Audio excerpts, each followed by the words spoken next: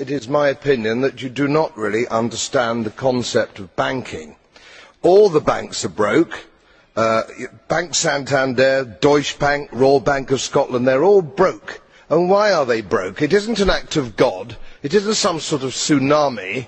They're broke because we have a system called fractional reserve banking, which means that banks can lend money that they don't actually have. It's a criminal scandal and it's been going on for too long.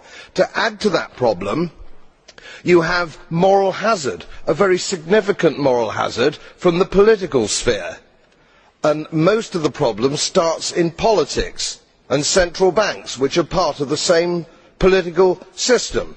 We have counterfeiting, sometimes called quantitative easing, but counterfeiting by any other name. The artificial printing of money, which if any ordinary person did, they'd go to prison for a very long time.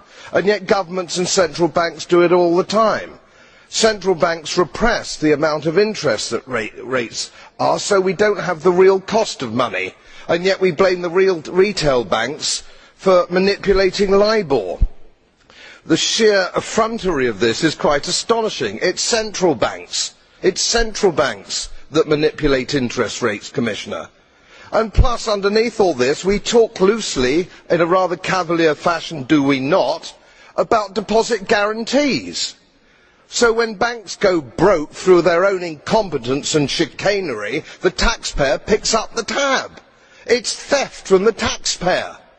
And until we start sending bankers, and I include central bankers and politicians, to prison for this outrage, it will continue.